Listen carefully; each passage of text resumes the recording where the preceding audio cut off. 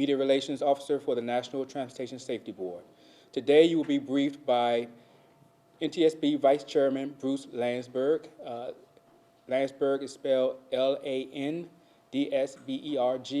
He will provide an update on the NTSB's investigation into the head-on collision in Andrews, Texas. Thank you.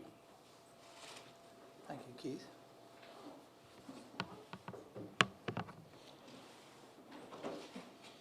Thank you. Thank you for being here. On behalf of the entire National Transportation Safety Board, first we'd like to offer our condolences to the families and friends of the victims. And no matter how many times we go through one of these investigations, we understand the gravity and the tremendous pain that goes along with it. So here's what we know at this point.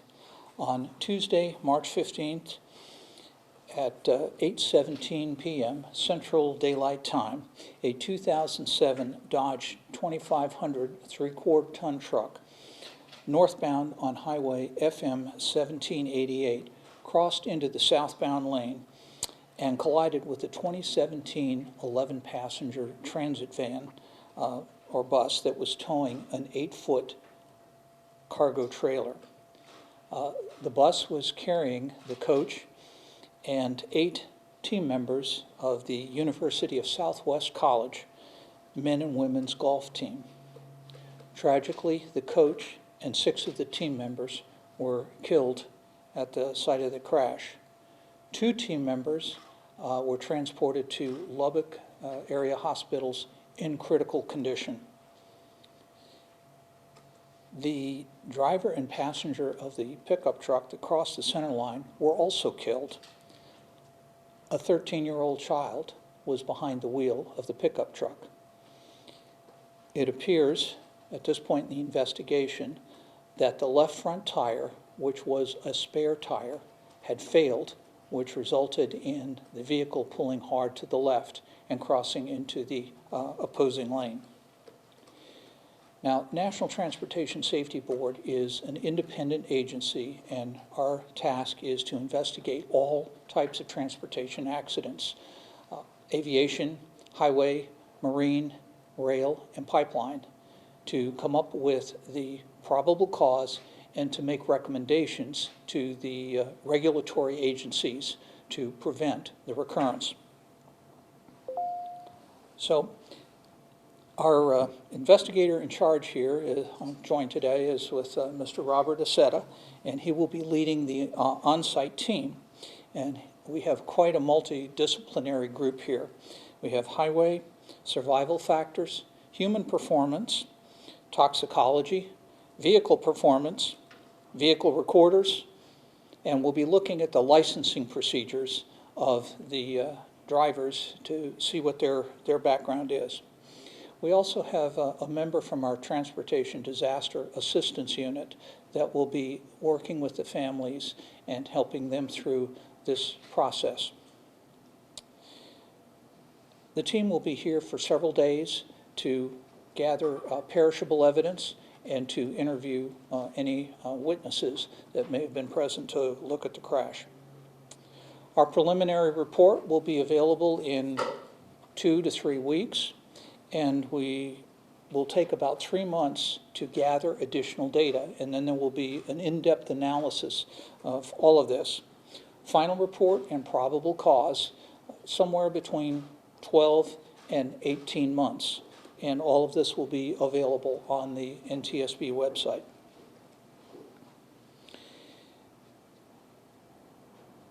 Various aspects of highway safety have been on the NTSB's most wanted list for a number of years. DUI, distracted driving, youthful driving, tire safety, post-crash fire, excessive speed on rural highways, seatbelt use, and ejections. We're not here to speculate on the probable cause at this point, nor are we involved in any criminal aspect of the investigation. That's not our responsibility. I'd like to close the formal part of this by saying the carnage on our highways exceeds any other mode of transportation. In no other mode would we tolerate 100+ fatalities each and every day. So by the end of today, 100 more people will have died on our highways, and thousands more will have suffered life-altering injuries, including severe burns, amputations, and so forth, which we do not want to minimize. So we think it's high time that we started to take our driving a bit more seriously than what it is. So at this point, I'll be happy to answer your questions. If you would, please raise your hand. I'll call on you, identify yourself and your affiliation, and we'll go from there. So, yes, sir. Stuart Doreen, Midland Reporter Telegram. Was just to make sure, a 13-year-old was driving the truck? That is correct. How do you know that was the 13-year-old still in the driver's seat? So, yes. So there was an extensive post-crash fire, but the vehicles of the truck were still in position, and the remains were identified by the size. So the Department of Public Safety made that determination. Stephanie Douglas, CBS 7 News. Do we know how fast this 13-year-old was driving? We know the posted speed limit was 75 miles per hour. So it's reasonable to assume, but we don't do assumptions, that both vehicles were probably moving somewhere close to that speed. However, we will be looking to download the vehicle recorders if they've survived, and we'll be able to know exactly. What I can tell you this is it was very clearly a high-speed head-on collision between two heavy vehicles. You won't be able to see the vehicles directly, but we have literally thousands of pictures that were taken by the various first responders, and there is no question about the force of impact. Yes, ma'am? I had another question. Would we classify this as a mass casualty accident when so many people involved passed away? What would this be considered? Well, at NTSB, we don't make those kinds of characterizations. I'll defer to Mr. Aceta on that particular point. Is this a mass casualty? Would we consider this mass casualty? Well, yes, it is a multiple fatality accident, so yes. So there's your answer. My next question is for him, but I'll just wait.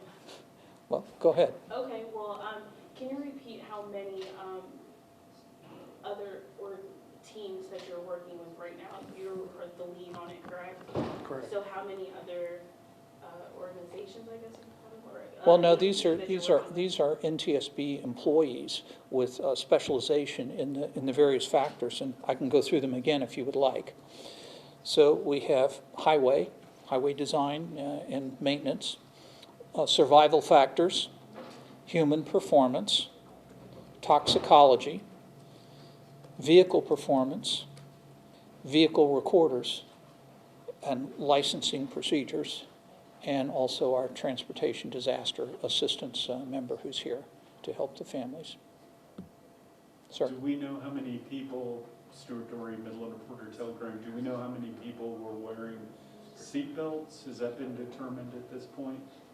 That's one of the things we're looking at. We can say with some degree of certainty that quite a number of the bus passengers were not wearing seatbelts. We also know at least one of the bus passengers was ejected from the vehicle. Sir? Sergio Ramos with CBS 7. Was this the spare tire that you mentioned? Was this on the where the kids were riding, or the other person? The spare tire was on the left front wheel of the truck that crossed the center line, the Dodge 2500. And the tire failed for some reason. And the reason we know is the tires all burned up in the fire, but the wheel, the steel wheel, remained.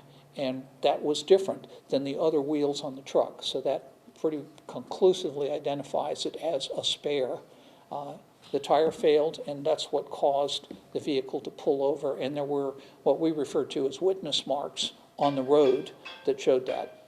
Okay, are most tires, most spare tires are rated for, not to exceed, I believe, 55 miles per hour.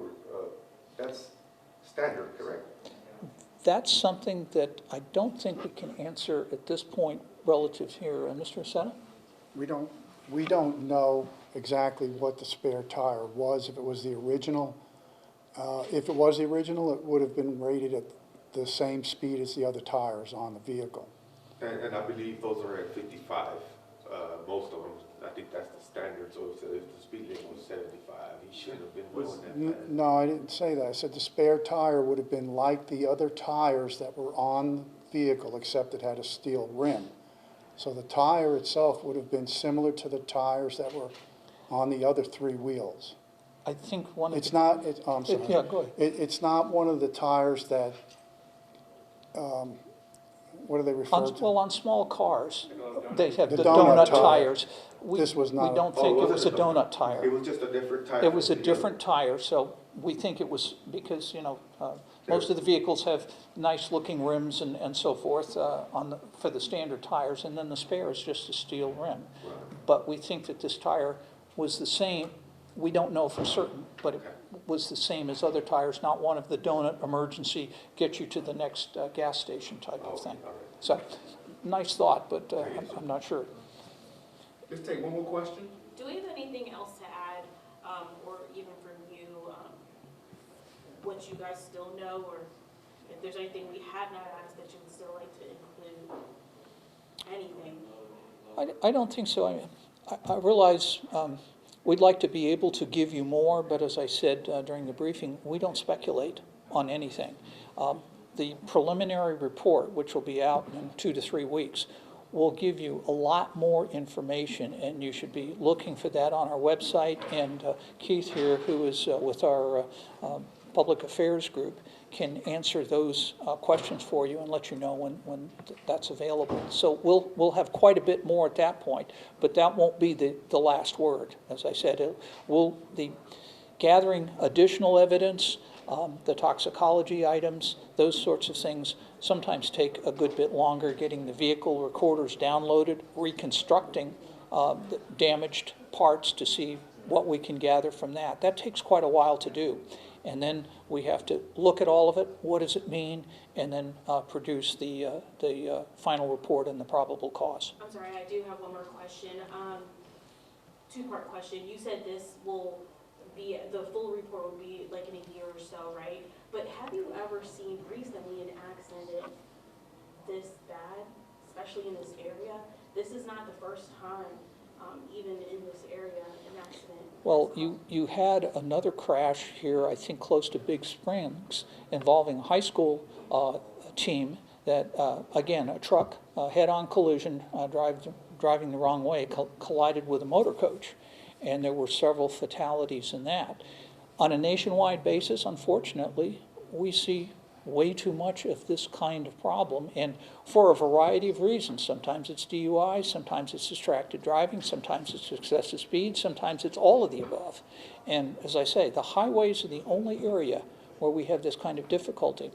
To kind of put this in context, on the highways, 100 people a day. Every 2 days, we are killing the equivalent of a Boeing 737 crashing.